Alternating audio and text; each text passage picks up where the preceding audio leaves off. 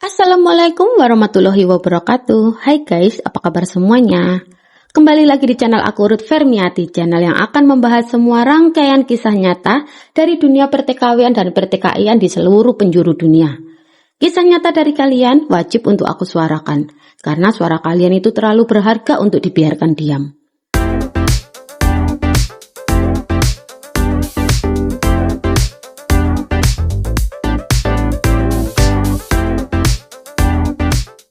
Kali ini kita akan bahas kisah yang cukup viral di tahun 2018, yaitu dieksekusinya salah satu TKW Arab tanpa notifikasi atau pemberitahuan. Dan negara Indonesia itu ya guys baru menerima kabar setelah usai dieksekusinya Mbak TKW ini, bahkan sampai menuai protes keras dari mantan Bapak Presiden kita kala itu yang sedang menjabat, yaitu Bapak Jokowi. Kisah kasus ini terjadi sudah sangat lama ya guys, dan juga lumayan viral zaman itu. Malah sempat ramai dibicarakan kala itu. Tapi sekarang aku tetap ceritain lagi ya, karena siapa tahu ada calon TKW atau PMI yang belum tahu kisah ini. Kisah nyata ini dialami oleh TKW Arab yang bernama Mbak Tuti, perempuan asal Majalengka yang hidupnya bisa dibilang seperti pepatah, sudah jatuh masih ketimpa tangga pula. Berbulan-bulan kerja di negeri orang dengan tujuan mulia demi anak dan keluarganya di kampung. Tapi apa yang didapat? Gajinya itu nggak dibayar penuh, malah ancaman datang dari majikan tua yang seharusnya dia rawat. Dalam kondisi terpojok, Mbak Tuti melawan dan nyawa majikannya itu jadi taruhannya. Ketika melarikan diri, bukannya selamat, Mbak Tuti dalam pelariannya dia malah diperkaos ramai-ramai oleh orang lain. Dan yang lebih menyakitkannya lagi, perjuangan membela dirinya itu malah berujung pada vonis kematian. Siapa sebenarnya sosok Mbak Tuti ini? Kenapa sampai orang nomor 1 di negara kita waktu itu sampai tidak bisa berbuat apa-apa? Dan apa alasannya? Gak usah berlama-lama lagi ya guys intronya, yuk kita langsung bahas kasusnya. Check it out.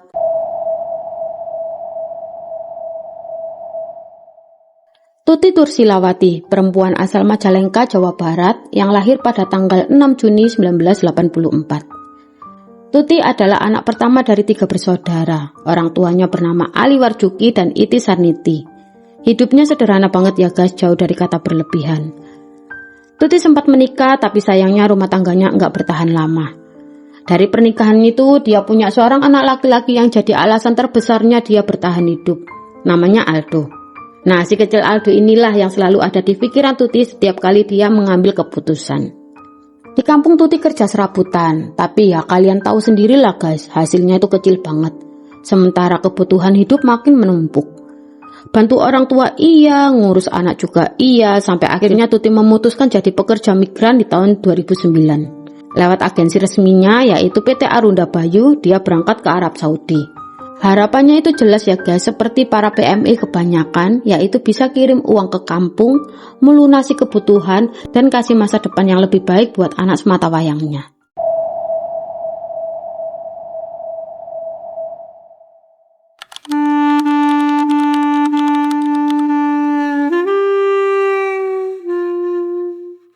Mei 2009, sesampainya di Arab Saudi, Tuti ditempatkan di kota Taif. Di sana, ia bekerja di rumah seorang pria lanjut usia bernama Su'ud Malhaq Al-Utaibi, yang merupakan ayah dari majikan Tuti dan sekaligus orang yang harus ia rawat. Awal bekerja Tuti merasa benar-benar syok. Semua terasa asing, mulai bahasa, budaya, hingga cara hidup yang sama sekali berbeda dengan kampung halamannya di Majalengka. Ia berusaha menyesuaikan diri, tapi rasa canggung itu tetap menghantui. Meski tidak banyak catatan tentang perlakuan majikannya kepada Tuti, ada satu hal yang membuatnya sangat tidak nyaman. Kakek yang ia jaga dikenal rewel dan lebih parahnya lagi memiliki sifat mata keranjang. Pernah suatu kali Su'ud Malhaq meminta Tuti untuk melayani nafsunya. Tentu saja Tuti langsung menolak.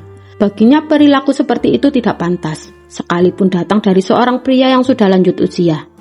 Tuti hanya bisa menganggapnya sebagai kelakuan aneh dari orang tua yang mulai menua, seperti anak kecil yang manja.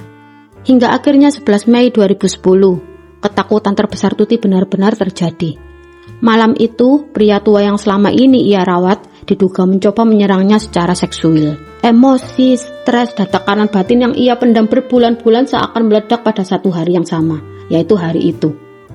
Dengan kondisi mental yang sudah benar-benar jatuh, Tuti spontan meraih sebuah tongkat kayu dan tanpa pikir panjang, ia mengayunkan kayunya itu ke arah sang majikan.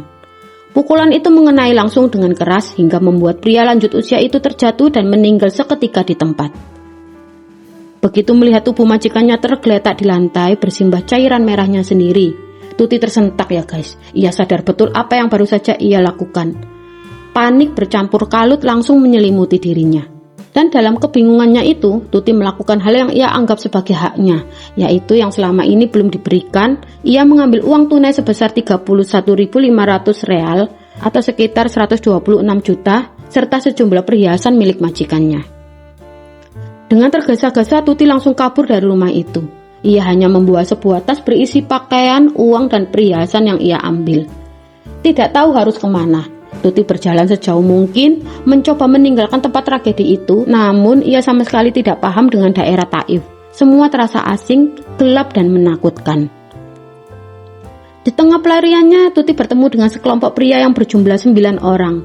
Mereka berpura-pura iba dan menawarkan bantuan, dengan janji akan menolong Tuti kabur menuju kota Mekah. Saat itu, Mekah terdengar seperti satu-satunya harapan, satu-satunya jalan keluar yang bisa ia percaya. Namun kenyataannya jauh lebih kejam guys. Alih-alih menolong, 9 pria itu justru punya niat busuk. Mereka menyeret Tuti, memperkaosnya secara bergantian, lalu menggeledah tas yang ia bawa. Dan tragisnya, setelah digilir dan mempermalukan tubuhnya Tuti, mereka meninggalkan Tuti begitu saja di jalanan. Tidak berdaya, hancur secara fisik maupun batin. Malam itu dunia Tuti benar-benar runtuh. Harapan, martabat, bahkan tujuan hidupnya seakan hilang. Ia menyerah pada keadaan dan kehilangan energi bahkan hanya untuk sekedar melangkah. Keesokan harinya, tanggal 12 Mei 2010, polisi Arab Saudi berhasil menangkap Tuti. Informasi tentang dirinya cepat menyebar setelah pihak keluarga majikan yang meninggal melaporkan kejadian itu. Begitulah akhir dari pelarian yang singkat namun penuh luka yang tidak terbayangkan.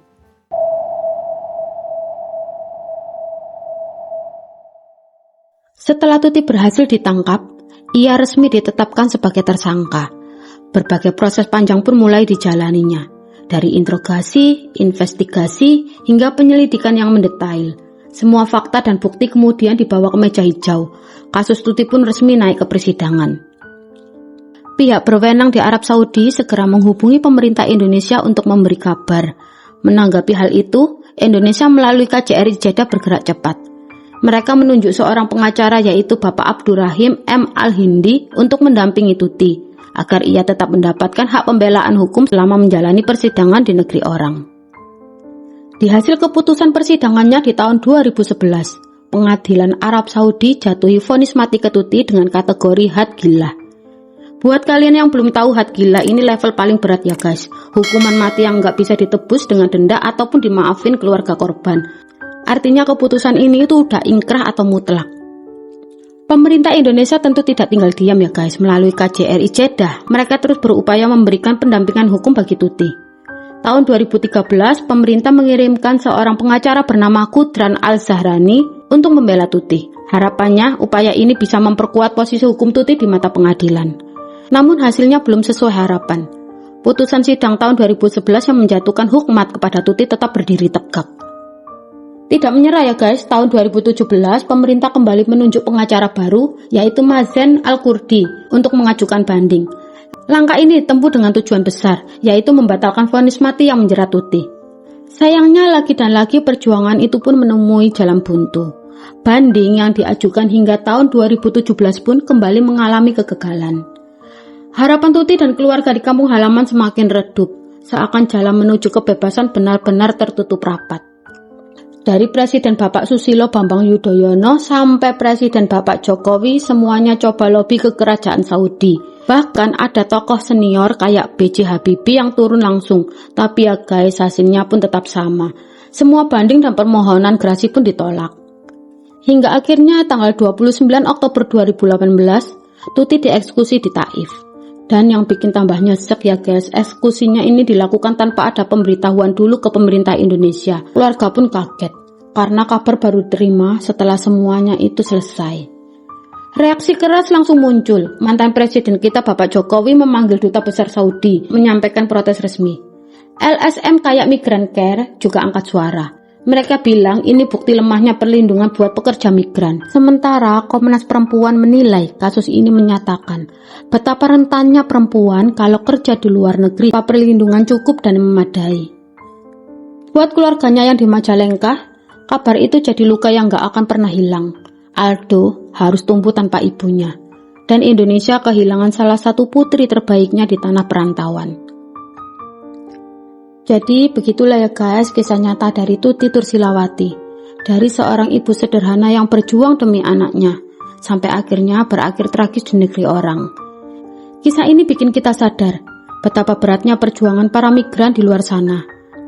Gimana menurut kalian guys? Silahkan tulis komentar di bawah ya, aku tunggu pendapat kalian.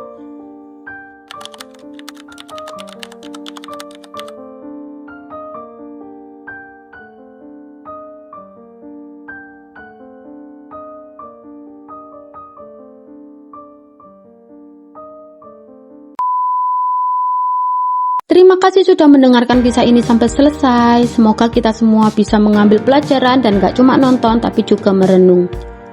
Kalau kalian suka dengan kontenku seperti ini, bantu channel aku ya untuk terus berkembang. Sekarang kita lagi dalam perjalanan menuju 500 subscribers. Dukungan dari kalian sangat berarti buat aku. Jangan lupa untuk like, share, dan subscribe supaya lebih banyak lagi suara para TKW dan TKI yang bisa kita angkat bersama. Akhir kata, wassalamualaikum warahmatullahi wabarakatuh. See you di my next video. Bye-bye. Bye-bye.